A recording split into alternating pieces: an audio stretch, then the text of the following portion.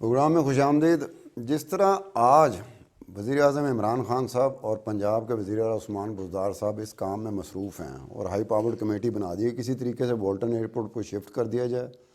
اور اس کی جگہ پر ایک بڑے کاروباری اور کمرشل ایریا مرکز بنا دیا جائے۔ یہ پہلی دفعہ نہیں ہوا، ماضی میں متعدد بار یہ ہوتا رہا ہے، اور خاص طور پہ سابقہ وزیر اعظم نواز شریف صاحب اور سابقہ وزیر اعلیٰ پنجاب میاں شہباز شریف صاحب کے دور میں یہ اٹیمپٹ ہوتی رہی ہیں۔ ایک مرتبہ نہیں ہوئی، کم از کم 3 مرتبہ اٹیمپٹ ہوئی ہے کہ کسی طریقے سے بولٹن ایئرپورٹ کو اس جگہ سے شفٹ کیا جائے اور اس کی جگہ پر ایک کاروباری مرکز، ایک کمرشل ایریا وہ بن جائے۔ ماضی میں جو سب سے قریب یہ واقعہ ہوا، یہ 2014 کی میں بات کر رہا ہوں کہ 2014 میں جس طرح آج ابو دھابی گروپ کے پریشر پہ عمران خان صاحب نے پنجاب کے وزیر اعلیٰ عثمان بزدار صاحب کو اس کام پہ لگا دیا کہ کسی طریقے سے کوئی گنجائش نکالی جائے تاکہ یہ کام ہو جائے، تاکہ ابو دھابی گروپ کا پریشر اس کو سسٹین کیا جا سکے۔ اسی طرح ماضی میں قطری گروپ کا پریشر آیا تھا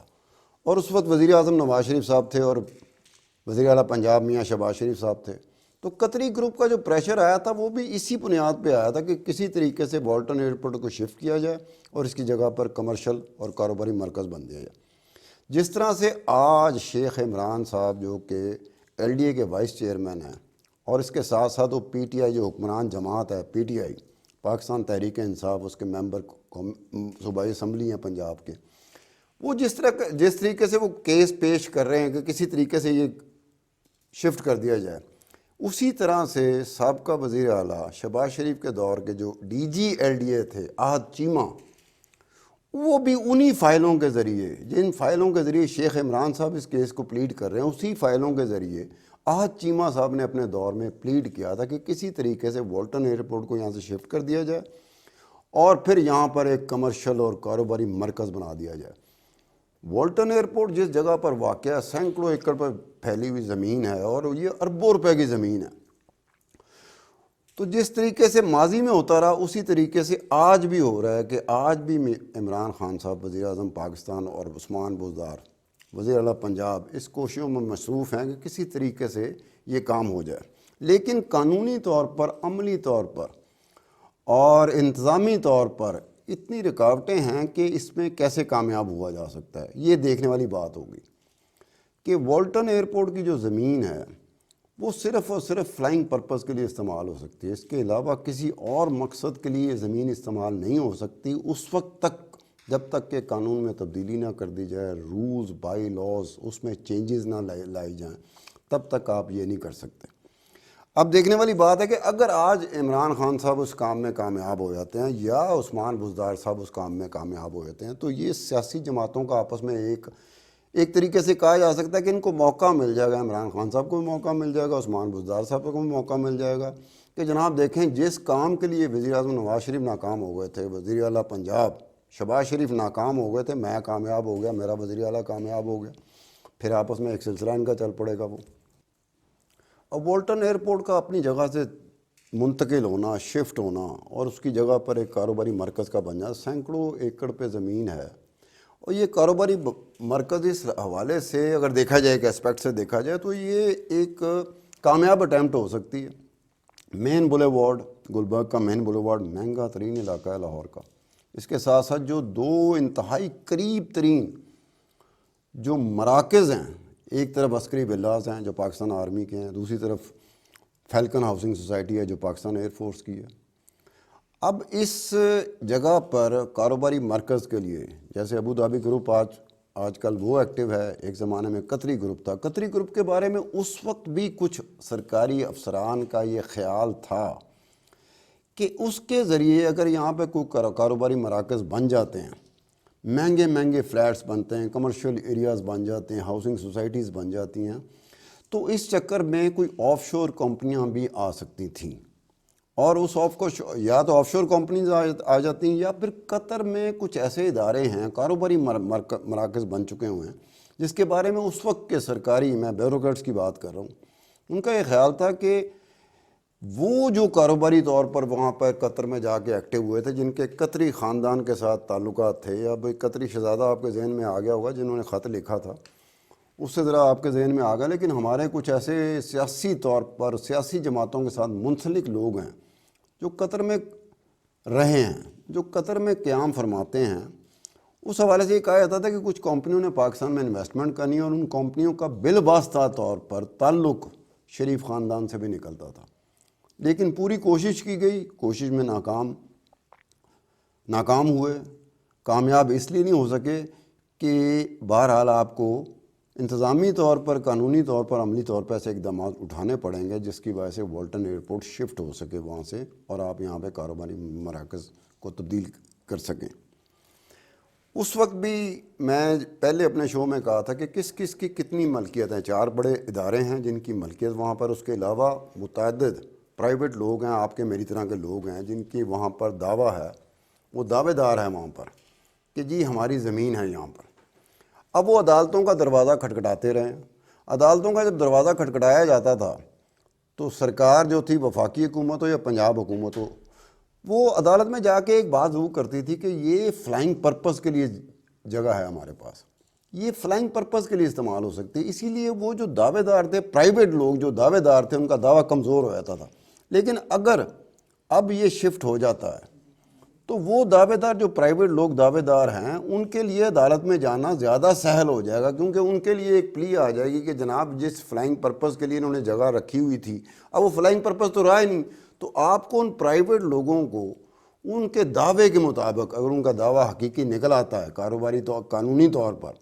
تو آپ کو جگہ دینی پڑے گی، ورنہ آپ کو کہیں نہ کہیں انہیں ایڈجسٹ کرنا پڑے گا، کہیں نہ کہیں کسی نہ کسی مرکز میں آپ کو ان کو شیئر ہولڈنگ رکھنی پڑے گی۔ تھوڑا سا پہلے، جیسے میں نے پہلے بتایا تھا کہ کس کس کی کتنی ملکیت تھی، اسی طرح سے 2014 میں جو سول ایویشن نے اپنی جو پراپرٹی تھی، جو ان کی ملکیت جگہ تھی، وہ 60 ارب کا انہوں نے تخمینہ لگایا تھا۔ اب یہ صرف سول ایویشن کی ملکیت زمین تھی جو 2014 میں، جس کا 60 ارب کے قریب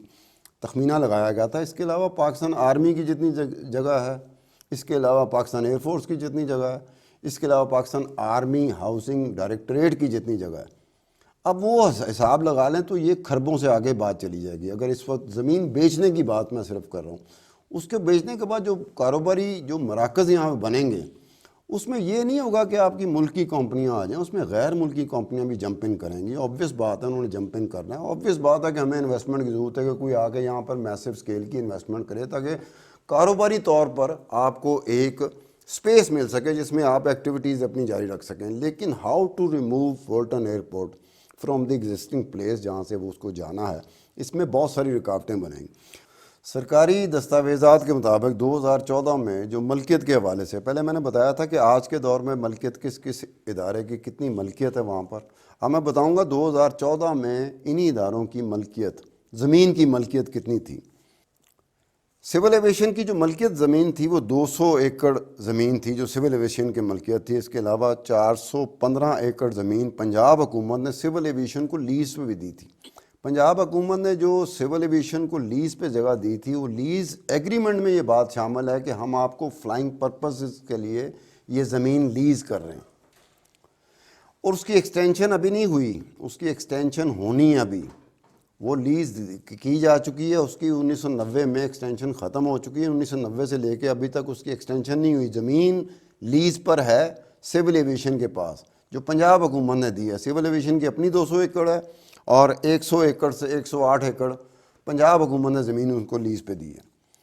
اس کے علاوہ پاکستان آرمی کے پاس جو 95 ایکڑ زمین ہے، وہ پاکستان آرمی نے 1971 میں حاصل کی تھی، اس کی ملکیت۔ اور اسی طرح سے 108 ایکڑ زمین جو ہے پاکستان ایئر فورس نے 1971 میں حاصل کی تھی، اور 101 ایکڑ زمین Pakistan army directorate of housing نے 1993 میں حاصل کی تھی۔ 25 ایکڑ سے زائد زمین پاکستان نیوی نے 1995 میں حاصل کی تھی۔ 102 ایکڑ زمین کچی آبادیوں کو منتقل کر دی گئی تھی، وہ 1998 میں ہوا تھا۔ 20 ایکڑ متنازع زمین پرائیویٹ نرسریوں کے قبضے میں ہے۔ اب یہ 20 ایکڑ وہ زمین ہے، جو آپ مین بولی وارڈ سے گزر رہے ہوں تو آپ کو پرائیویٹ نرسریاں نظر آ رہی ہوتی ہیں۔ 20 ایکڑ زمین ہے جو کہ ڈسپیوٹڈ ہے، جس پہ دعویٰ جو ہے نا وہ کلیم اینڈ کاؤنٹر کلیم کے ساتھ چل رہا ہے۔ سول ایویشن کا ہے کہ پرائیویٹ نرسریاں وہاں پہ غیر قانونی طور پہ بنی ہیں، پرائیویٹ نرسریوں کا دعویٰ ہے کہ ہم قانونی طور پر وہاں پر ہیں۔ یہ بھی ساتھ چلتا ہے اس کے. 13 ایکڑ زمین ایسی ہے مین بلے وارڈ گلبرگ میں جو سینٹ میری پارک جو بنا ہوا 13 ایکڑ زمین اس کو ملی ہوئی ہے. اس کے علاوہ 7 ایکڑ زمین ایل ڈی اے نے لی تھی سول ایویشن سے. اور 7 ایکڑ زمین جو لی تھی وہ گلبرگ روڈ کی تعمیر کے لیے لی تھی انہوں نے. اس کے علاوہ 27 ایکڑ زمین جو سول ایویشن 27 ایکڑ زمین ایسی ہے جو civil aviation Pakistan air force کے درمیان ایک متنازع شکل اختیار کر چکی ہے. دونوں کا اس پہ کلیم ہے کہ یہ میری زمین ہے، پاکستان ایئر فورس کہتی ہے یہ میری زمین ہے، سول ایویشن کہتی ہے یہ میری زمین ہے. 85 ایکڑ زمین. اب یہ 85 ایکڑ زمین وہ ہے کہ جس کے اوپر پرائیویٹ لوگوں کا دعویٰ ہے کہ جناب یہ ہماری زمین ہے. حقیقی طور پر دیکھا جائے تو اگر یہ پچھلے دہائیوں پہ 1 2 4 دہائیوں کی بات نہیں میں کر رہا، 6 7 8 دہائیوں کی بات کر رہا ہوں، پاکستان بننے سے پہلے کی میں بات کر رہا ہوں.